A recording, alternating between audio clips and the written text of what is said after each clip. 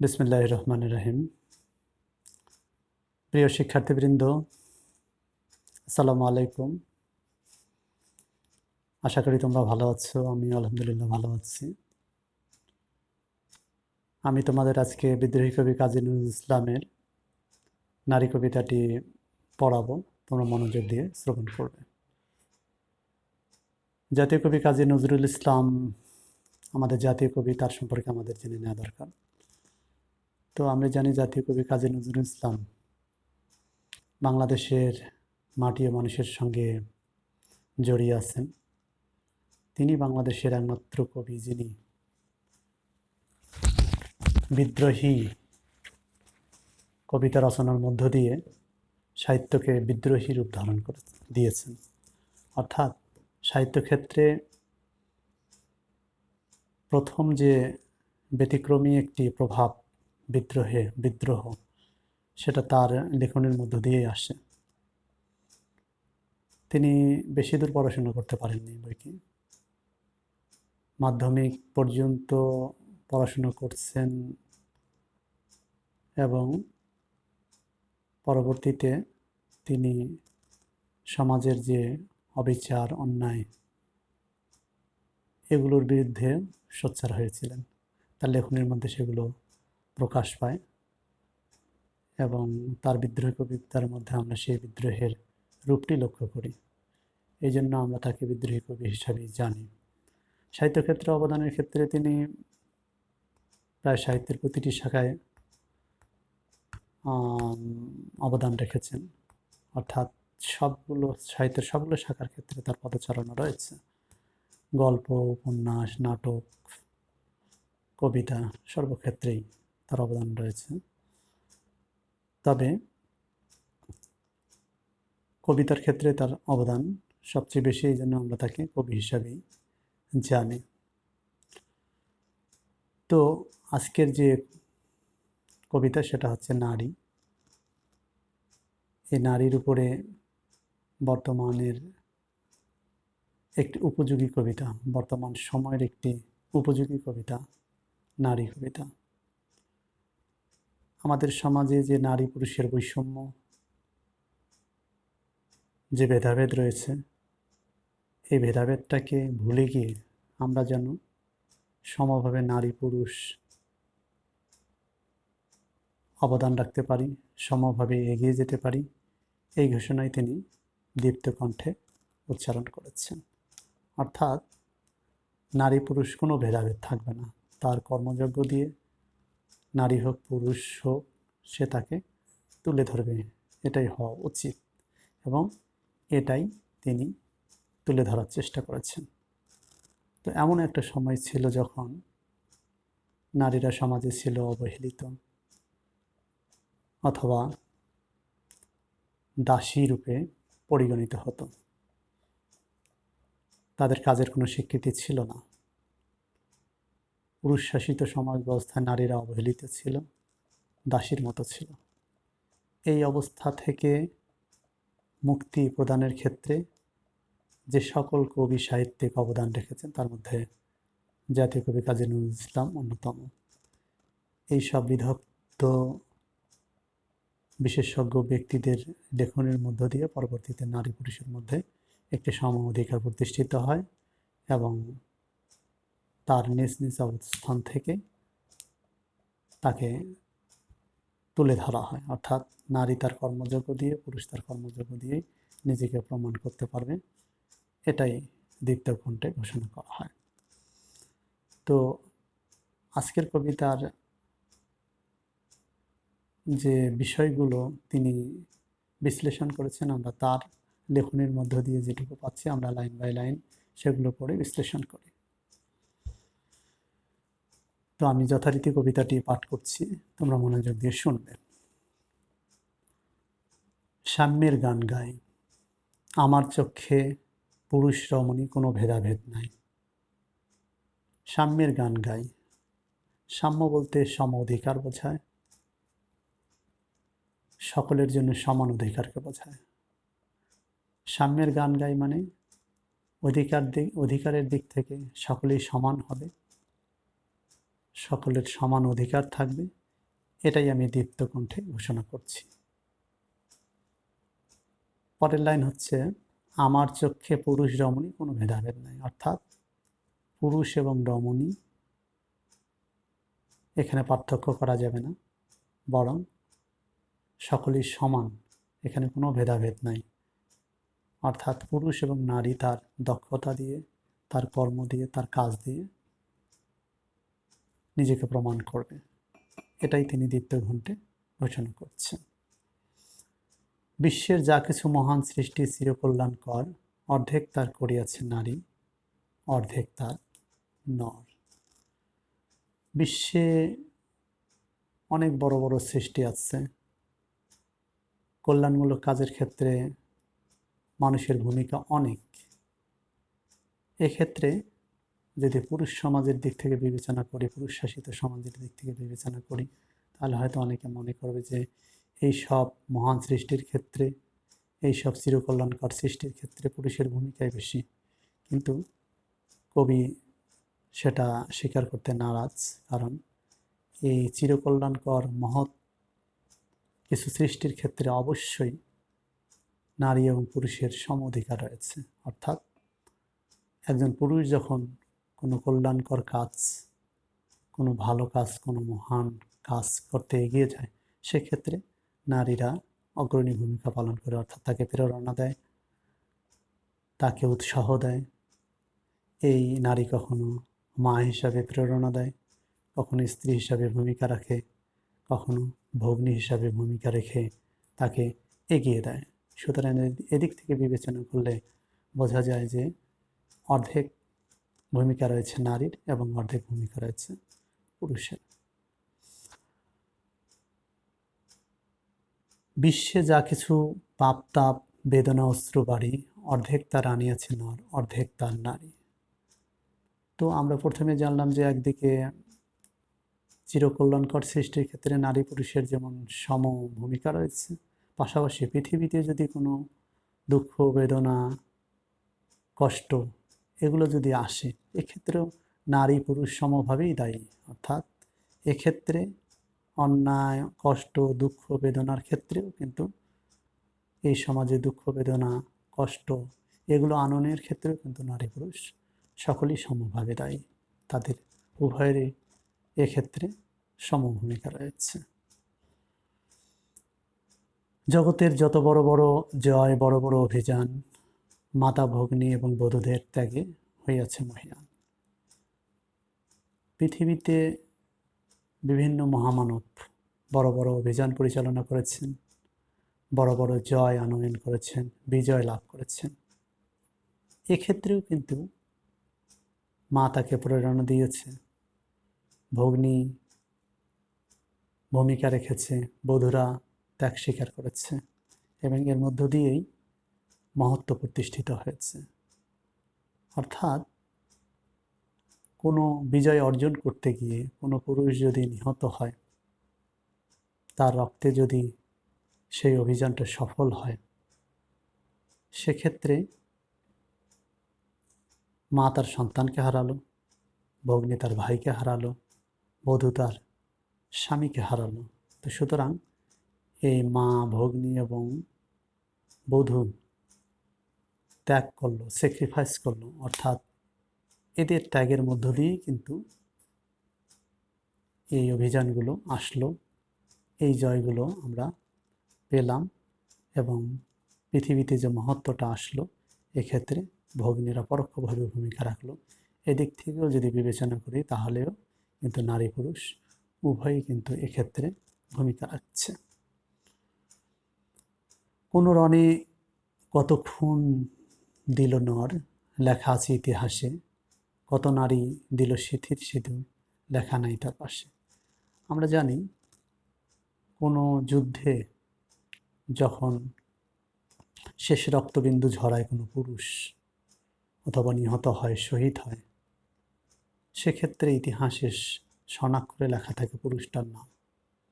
কিন্তু রমণী যে তার স্বামীকে হারালো, তার প্রিয়জনকে হারালো, এই নামটা কিন্তু ইতিহাসের পাতায় তার পাশে লেখা থাকে না। সুতরাং এখন সময় এসেছে নারী পুরুষ উভয়েরই নাম ইতিহাসে স্বর্ণাক্ষরে লিখে রাখতে হবে।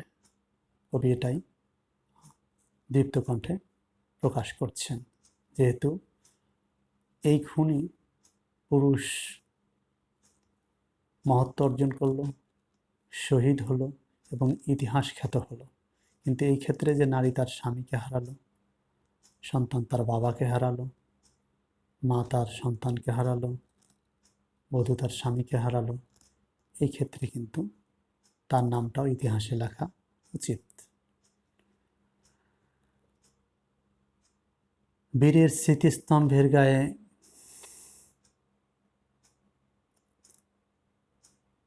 পরের লাইন পড়ছি, কোনো কালে একা হয়নি কো জয়ী পুরুষের তরবারি, প্রেরণা দিয়েছে, শক্তি দিয়েছে বিজয় লক্ষ্মী নারী। তো কোনো যুদ্ধে যদি কোনো পুরুষ জয়ী হয়, তরবারির শক্তিতে হোক আর বুদ্ধিমত্তার শক্তিতেই হোক, হয়তো একটা সময়ে তরবারি দিয়ে যুদ্ধক্ষেত্রে বিজয় লাভ করতে হতো পুরুষকে, এবং যে বিজয়ী হতো সেই সমাজ পরিচালনা করত। তো এই যুদ্ধ অভিযান পরিচালনার ক্ষেত্রে নিঃসন্দেহে একজন নারী প্রেরণা দিয়েছে, বিজয়লক্ষ্মীর মতো তাকে শক্তি দিয়েছে। সুতরাং এক্ষেত্রেও কিন্তু একজন পুরুষের যে তরবারির মধ্য দিয়ে বিজয়, এক্ষেত্রে নারীর ভূমিকা রয়েছে। অর্থাৎ একটা সময় নারীদের প্রতি অবজ্ঞা করা হয়েছে, নারীদের কাজের স্বীকৃতি দেওয়া হয়নি।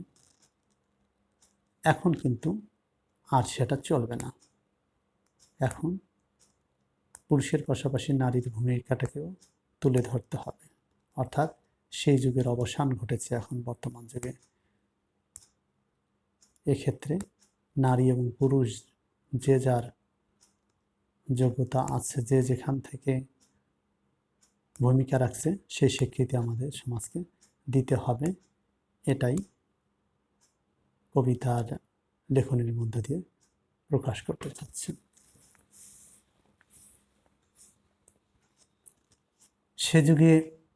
সে যুগ হয়েছে বাসি, যে যুগে পুরুষ দাস ছিল না কো, নারীরা ছিল দাসী। অর্থাৎ একটা সময় ছিল নারীরা দাসীর ভূমিকা পালন করত, সেবা দাসী হিসাবেই তারা থাকত, আর তারা পুরুষের সেবা করত। কিন্তু সে যুগে কখনো পুরুষরা দাস ছিল না, নারীরাই দাসী হিসাবে বরং শৃঙ্খলাবদ্ধ ছিল। সেই যুগের এখন অবসান ঘটেছে। সেই বেদনার যুগ, সেই কষ্টের যুগ এখন শেষ হয়েছে। সুতরাং এখন একজন আর একজনকে দাসত্বের শৃঙ্খলে বাঁধতে পারবে না, দাসী হিসাবে পরিগণিত করতে পারবে না, দাস হিসাবে পরিগণিত করতে পারবে না। এখন সম অধিকারের যুগ এসেছে। সবাই তার কাজ দিয়ে, তার যোগ্যতা দিয়ে তাকে স্বর্ণাক্ষর ইতিহাসে লিখে রাখবে। বেদনার যুগ, মানুষের যুগ, সাম্যের যুগ আজি, কেহ রহিবে না বন্দি কাহারো, উঠিছে বিজয়, উঠেছে ডঙ্কা বাজিয়ে। অর্থাৎ এই যে বেদনার যুগ, এই যে মানুষের যুগ, এই যে সাম্যের যুগ এসছে, এক্ষেত্রে কেউ কাউকে শৃঙ্খলাবদ্ধ করতে পারবে না। এই বিষয়টি, এই জয়রাগটি কিন্তু প্রকাশিত হয়েছে। অর্থাৎ নারী পুরুষ এই সমাজে চলতে গিয়ে বেদনা আসতে পারে, কষ্ট আসতে পারে, যুগ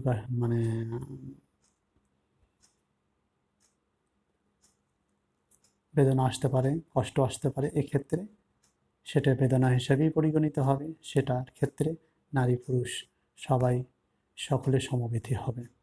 এটাই এখনকার যুগ, এটাই সাম্যের যুগ। অর্থাৎ নারী পুরুষ বিবেচনা না করে তার কর্ম দিয়ে তাকে বিবেচনা করতে হবে। একজন আরেকজনকে কখনো আবদ্ধ করবে না, কারো প্রতি কেউ অবিচার করবে না, জুলুম করবে না, বরং তার কর্মটাকে বিবেচনা করবে। এই জয়ডাকটি প্রকাশ করা হচ্ছে। নর যদি রাখে নারীরে বন্দি, তবে এর পরযুগে আপনারই রচা ওই কারাগারে পুরুষ মরিবে ভোগে। এখন যদি পুরুষরা নারীকে বন্দি করতে চায়, নারীকে আবদ্ধ করতে চায়, নারীর অধিকার থেকে তাকে বঞ্চিত করতে চায়, সেক্ষেত্রে এখন হয়তো পারবে, কিন্তু একটা সময় আসবে এই নারীরা বঞ্চিত হতে হতে এক সময় তারা সোচ্চার হবে, দেখা যাবে নারী অধিকার প্রতিষ্ঠিত হবে। তখন কিন্তু এই পরের যুগে যে নারীদের জন্য যে কারাগার রচনা করেছিল পুরুষরা, এই কারাগারে হয়তোবা এই পুরুষদেরকেও আবদ্ধ করা হবে। অর্থাৎ যে যেরকম অত্যাচার করবে, যে যেরকম কার্যক্রম করবে এবং অত্যাচারের শৃঙ্খলে আবদ্ধ করবে নারীকে, পরবর্তীতে দেখা যায় ওই তার রচিত কারাগারের মধ্যেই তাকে আবদ্ধ করা হবে। কারণ সত্য অনিবার্য, সত্য একদিন প্রকাশ পাবে, অত্যাচারীর খড়গ একদিন উৎপাটিত হবে এবং একদিন সত্য অনিবার্য হয়ে দাঁড়াবে। সেক্ষেত্রে যদি পুরুষ নারীর প্রতি জুলুম করে, যে অত্যাচারের কারাগার নির্মাণ করেছিল, পরবর্তীতে দেখা যাবে ওই কারাগারেই তাকে, ওই পুরুষকে আবার আবদ্ধ করা হবে।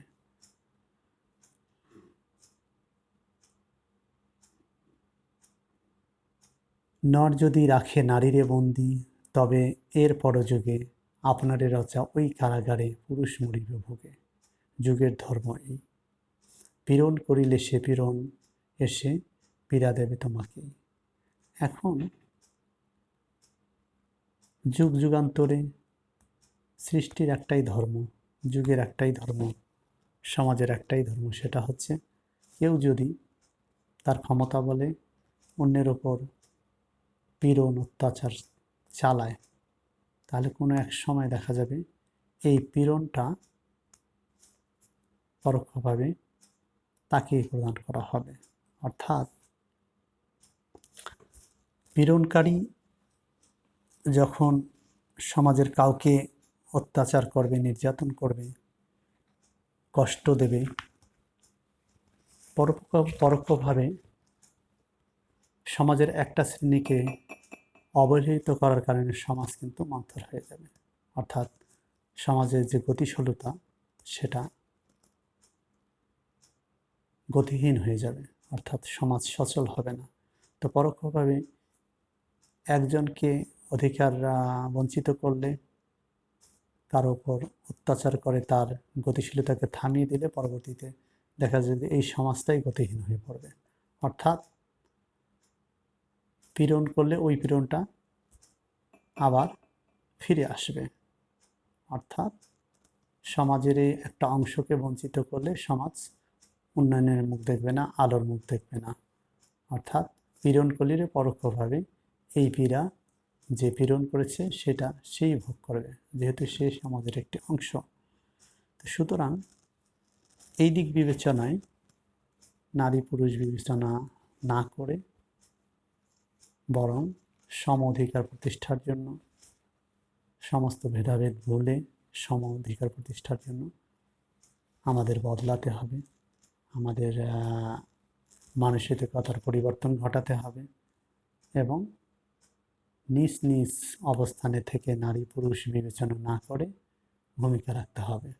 এইভাবে পুরুষ এবং নারী যদি সম্মিলিতভাবে প্রচেষ্টা অব্যাহত রাখে, তাহলে অবশ্যই সমাজ গতিশীল হবে, সমাজ আলোকের মুখ দেখবে, সমাজের সত্যিকার অন্যায় অবিচার বিলুপ্ত হবে। এখন আমরা কিছু কঠিন শব্দের অর্থ জেনে নিই। যেমন এখানে বেশ কিছু শব্দ আছে, কঠিন শব্দ।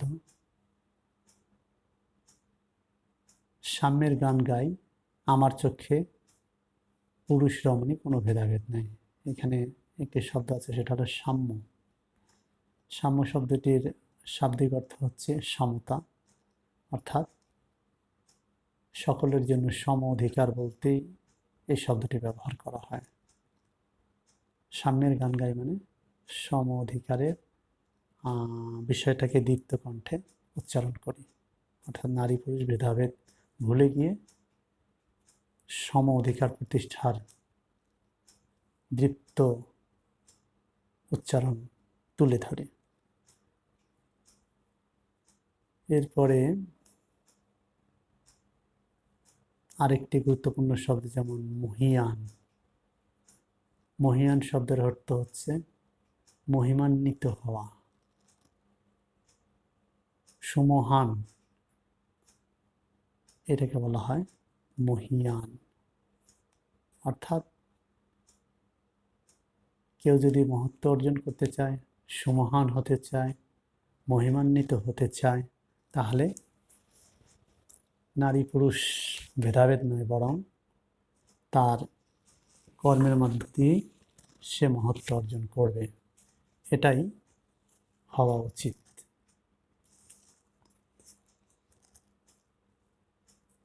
এরপরে আরেকটি লাইন, যেমন এখানে যে কত নারী দিল সিথির সিঁদুর। আমরা জানি হিন্দু রমণীরা সিথির মধ্যে সিঁদুর দেয়, সিঁদুর পরে তারা। আর কখন সিঁদুর পরে? যখন সে বিয়ে করে, তখন তার সিঁথিতে সিঁদুর দেওয়া হয়। এখন নারী সিঁথির সিঁদুর দিয়ে দিল মানে কি? যদি তার স্বামী মারা যায়, সেক্ষেত্রে তার সিঁথির সিঁদুরটা তুলে দেওয়া হয়।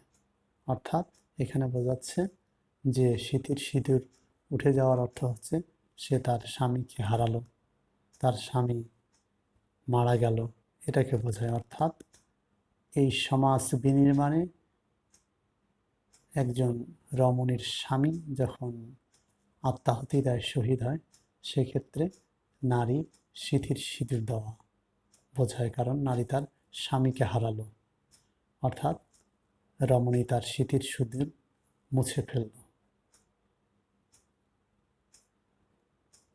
এরপরে আরেকটি লাইনের আমরা অর্থ জেনে নিই, সেটা হচ্ছে কত মাতা দিল হৃদয় উপারি। এটার সরল অর্থ হচ্ছে হৃদয় ভরা মমতা দিয়ে উৎসাহ দান করেছে নারী। কত মাতা দিল হৃদয় উপারি, অর্থাৎ অনেক মাতা তার হৃদয় ভরা মমতা দিয়ে তার সন্তানকে উৎসাহ দিয়েছে। অর্থাৎ এক্ষেত্রে নারীর ভূমিকা অগ্রণী। বিজয়লক্ষ্মী নারী, অর্থাৎ বিজয়ের রূপকার হচ্ছে নারী। অর্থাৎ পুরুষ যদি বিজয় অর্জন করতে চায়, তাহলে নারী পরোক্ষভাবে ভূমিকা রাখে, অর্থাৎ তাকে উৎসাহ দেয়, তাকে এগিয়ে দেওয়ার ক্ষেত্রে ভূমিকা রাখে। এই জন্য বলা হচ্ছে নারী হচ্ছে বিজয়ের নিয়ন্তা, বিজয়লক্ষ্মী নারী।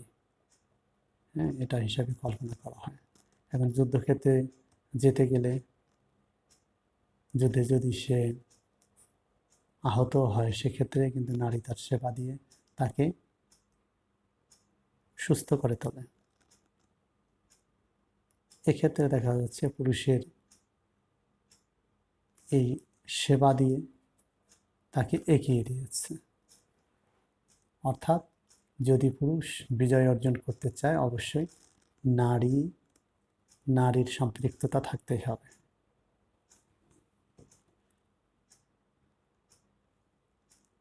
এরপরে আমরা বেশ কিছু লাইনের ভাবার্থ জেনে নিই। যেমন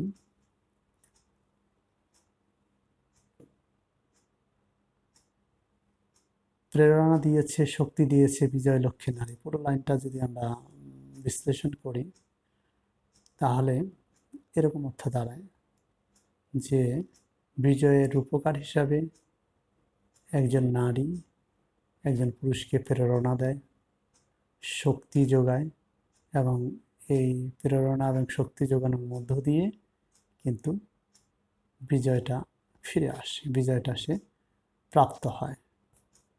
তো এইখানে পরোক্ষভাবে এই বিজয়ের মূল স্পিরিটটা কিন্তু নারী থেকে আসে। এই জন্য বলা হচ্ছে বিজয় লক্ষ্মী নারী। তো মোটামুটি আমরা এই নারী কবিতাটি পড়ে আমরা নারী পুরুষের সমতা বুঝতে পারলাম। তো এই পাঠটির উদ্দেশ্যই হচ্ছে শিক্ষার্থীরা নারীর প্রতি শ্রদ্ধাশীল হবে এবং মানব সভ্যতায় নারীর যে অবদান আছে সেটা কোনো অংশেই পুরুষের চেয়ে কম নয়, এই জিনিসটা অনুধাবন করতে পারবে। এই সচেতনতা শিক্ষার্থীর মধ্যে জাগ্রত হবে। এটাই হচ্ছে এই পাঠের শিক্ষণীয় বিষয়। আরেকটি বিষয় বলতে হয়, সেটা হচ্ছে বর্তমান সময়ে মাদকের যে করাল গ্রাস বাংলাদেশ সহ এশিয়া মহাদেশের দেশগুলোকে আবদ্ধ করে ফেলেছে। তো সরকার চাচ্ছেন মাদক মুক্ত সমাজ। এজন্য শিক্ষার্থীদের সচেতনতার জন্য প্রত্যেক শিক্ষককেই কিন্তু মাদক থেকে দূরে রাখার জন্য শিক্ষার্থীদের উৎসাহ দেওয়ার কথা বলা হয়েছে। এই জন্য প্রত্যেকটি পাঠের শেষে 2-3 মিনিট করে মাদকের কুফল সম্পর্কে বলতে বলা হয়েছে। তো মাদক থেকে মুক্ত থাকার জন্য আমাদের যুব সমাজ, বিশেষ করে তরুণ সমাজ যেন দূরে থাকতে পারে।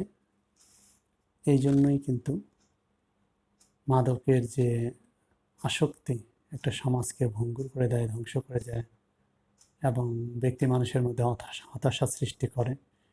আমাদের যুব সমাজ যেন এটা থেকে দূরে থাকে, এই আহ্বান জানাচ্ছি।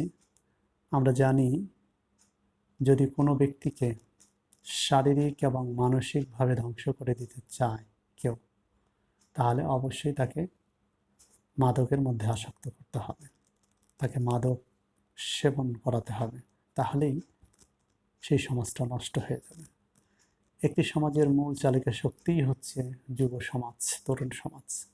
আর এই তরুণ সমাজ যদি মাদকে আসক্ত হয় এবং মাদকে আসক্ত হয়ে তার জীবন যৌবন, শারীরিক মানসিক শক্তিটাকে ধ্বংস করে ফেলে, তাহলে সেই সমাজ একদিন ধ্বংস হতে বাধ্য।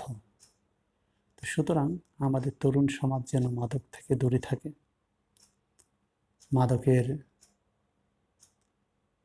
এই করাল গ্রাস থেকে মুক্ত থাকে, মাদকের প্রতি তাদের আসক্তি নিরোধ হয়, এটাই তাদের মধ্যে জাগ্রত হবে। এই চেতনাই যেন তাদের মধ্যে সৃষ্টি হয়। অর্থাৎ আমরা মাদক মুক্ত সমাজ গড়তে চাই। এজন্য আমরা সবাই মিলে শপথ করি যে আমরা মাদক থেকে মুক্ত থাকব এবং মাদক মুক্ত সমাজ করব। আমরা এভাবে বলতে পারি, মাদকের ছোবল থেকে মুক্ত থাকি, সুন্দর সুশৃঙ্খল সমাজ করি। তো প্রিয় শিক্ষার্থীবৃন্দ, আজকের পাঠ আমি এখানেই শেষ করছি। আশা করি তোমরা পাঠটি অনুধাবন করতে সক্ষম হয়েছ। এর পাশাপাশি মাদক থেকে মুক্ত থাকার জন্য আমরা নিজেরাও সচেতন থাকব এবং আমাদের যারা সহপাঠী আছে তাদেরকেও এর কুফল থেকে দূরে রাখব, এই আশাবাদ ব্যক্ত করে আমার বক্তব্য শেষ করছি। আসসালামু আলাইকুম।